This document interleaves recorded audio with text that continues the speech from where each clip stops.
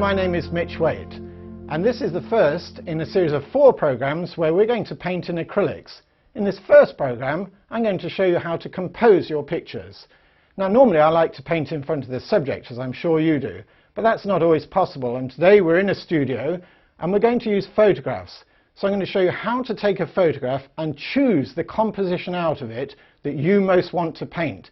And of course, in order to know what composition you want to paint, you have to understand what you're feeling and what you want out of the painting. Here's a photograph that I've got with me. I took this the other day just up the road from our art school in the south of France. And as you can see, it's a beautiful sunny day, and there's a lot of inspiration there, plenty we could choose. The difficulty is what to choose. Conveniently, somebody is just walking up the road in this picture, and that gives us a focus. And the best way to think about composition is always to have a focus first. I always think of it in this way: focus and framework. And once you've identified the focal area of the picture, you're using the other elements of the picture as a framework. And the question is, if you left it like it is now, is it a strong composition?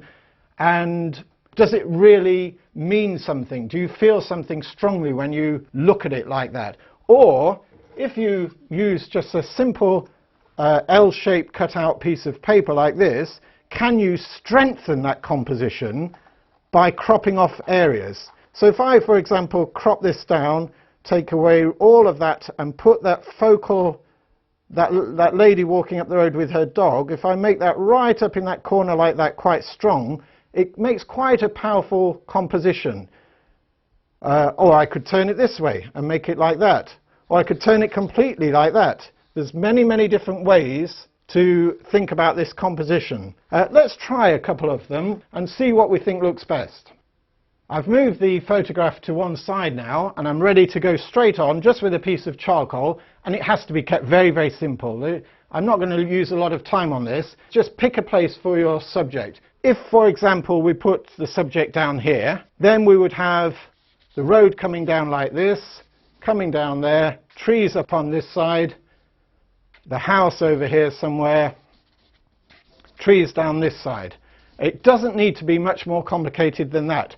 Already you can see how the composition turns round, the sort of feeling that there is with that composition, and decide whether that means something to you, whether that feels stronger to you or not. Let's take another alternative.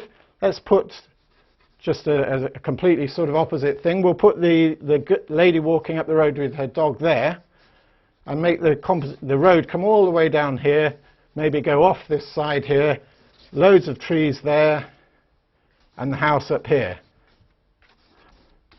And you can see both of these pictures, same subject. You could, if you're going to give them a title, it could be Lady Walking with Dog in Sunlight or something like that. But both of these pictures have a completely different feel.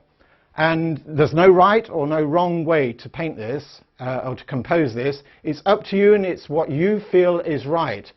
This process I'm going to do very quickly now, but in reality, if I was standing in that road looking at this, I'd probably be standing there for at least 10, 15, 20 minutes trying to connect my feelings to what I'm looking at, to make sure that I really understand what I'm doing and that it means something strong to me. And then I might play with 3, 4, 5, 6 of these compositions, and also moving my hands around like this.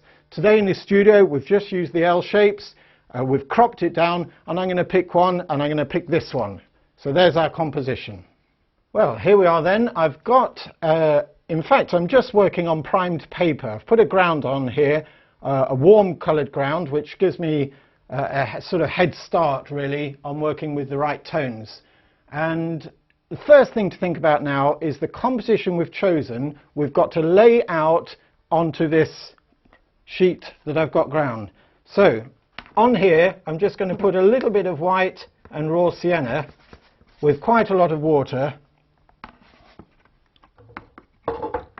Quite a lot of water like that, which I'll just use for sketching straight onto here. And first of all, we're working with this format, which is quite long, so that gets cut somewhere across there. We cut down somewhere along that area, and then we've got to lay in the composition. So when you want to do this, think about where your focus is. Now you can use sort of halfway marks if you want. That's a halfway mark in the middle and upwards. And if you did the same on your picture, you don't need to draw it on, you can if you want, but you can imagine it, and then you can say, oh, well, I think my subject is somewhere around there in the picture, the focal area. And then you can just pick off main areas. The road is coming down here, the height of the road disappearing out the back is somewhere around there. And you just plot all these points. And it's not really an artistic thing at all.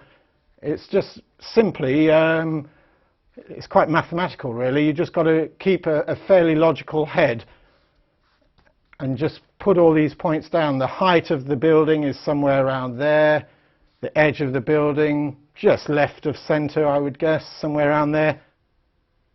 A few trees behind there. Still feels a little bit big, more like that.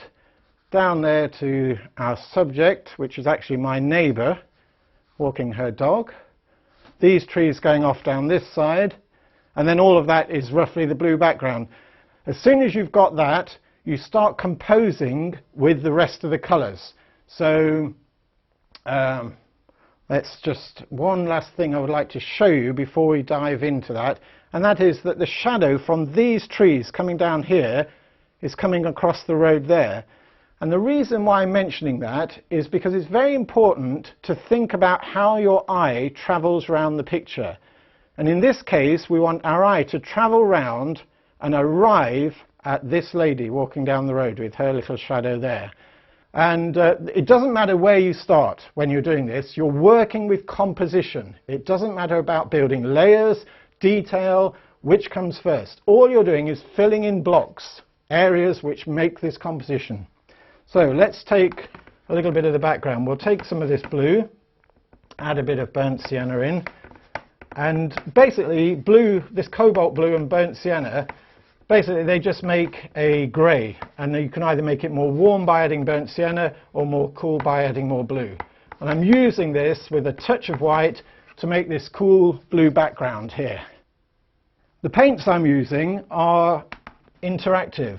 And the reason why I use these is because they are perfect for blending, unlike normal acrylics, which are rather tricky because as soon as you get them down, they start drying and you can't work them any further. But with these particular paints, and the reason I really love using them, is that as soon as they feel dry, you can re-spray them with just a mist spray of water and they come back to life. And the reason they do that is because they don't skin over. They actually dry through, which means as soon as they start to feel a little bit tacky, you just spray them and they rehydrate.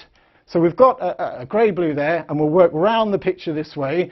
Let's just take a load of those greens. So if I add a little bit of yellow and raw sienna into this side of that mix, then I can just start putting on all of these greens around here, like that, come down to the house there and across here, down this side like that. I just want to get really the picture filled out as much as possible. No detail, don't worry about detail at this point, only think about composition.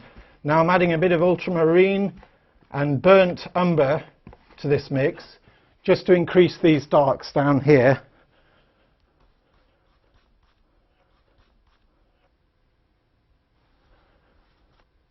Most important thing here is not to get caught up too much with the exact colour mixing. Just move straight into thinking about composition. So I'm using these dark colours to drive your eye around the picture. These dark trees that come down on this side, for example, like that, down this side, down there. So I can see how the dark and light is working and how the composition is turning round. And all I'm using all the time is this big brush. There, well, let's put our lady in walking up the road. She wants to be fairly accurately placed, so somewhere around there, like that. Shadows will come off down here. And we can see already how close we're coming to see a composition working here. The height of the house will be about there, with those windows in. I've got this dark area mixing here. If I just put a little bit of yellow into that, this